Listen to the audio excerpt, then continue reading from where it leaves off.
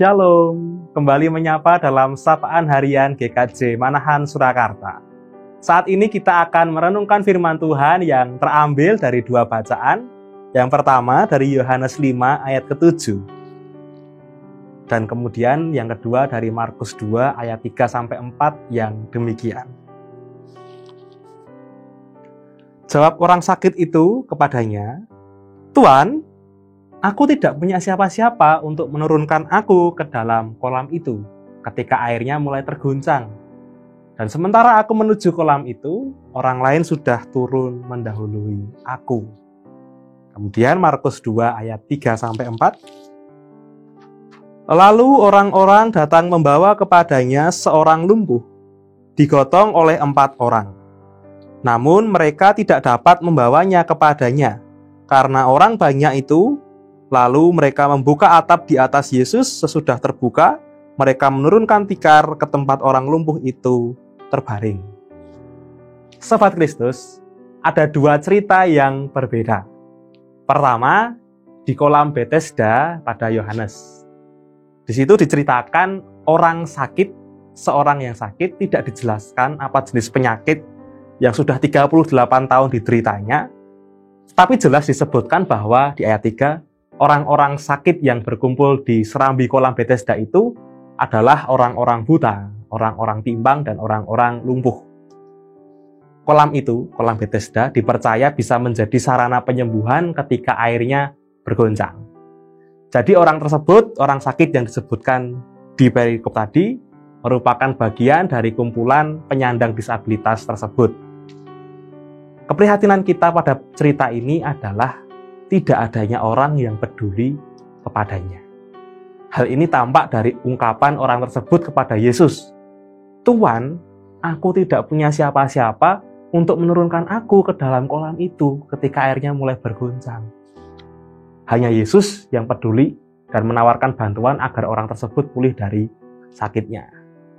Berbeda sekali dengan kondisi orang sakit lumpuh di Kapernaum dalam bacaan Markus tadi. Orang tersebut, orang lumpuh tadi, juga mengalami kondisi serupa dengan orang yang sakit di tepi kolam Bethesda tadi, yakni sama-sama mengalami hambatan fisik untuk berjalan. Namun menariknya, masih ada 4 orang sahabat yang peduli dan menunjukkan solidaritas nyata kepadanya. Orang-orang tersebut menghantarkan orang lumpuh itu kepada Yesus dengan sungguh-sungguh, bahkan sampai naik ke atas rumah dan menurunkannya dari atap tepat di depan Yesus. Hingga akhirnya Yesus memulihkan orang lumpuh tersebut. Usaha yang sangat luar biasa. Kepedulian para sahabat itulah yang membedakan antara peristiwa di serambi kolam Bethesda dengan peristiwa di rumah Kapernaum. Masih ada jejak-jejak solidaritas di rumah Kapernaum kepada penyandang disabilitas. Sobat Kristus, saat ini kita diajak berefleksi seraya merenungkan dua teks tadi. Kepedulian merupakan hal yang luar biasa.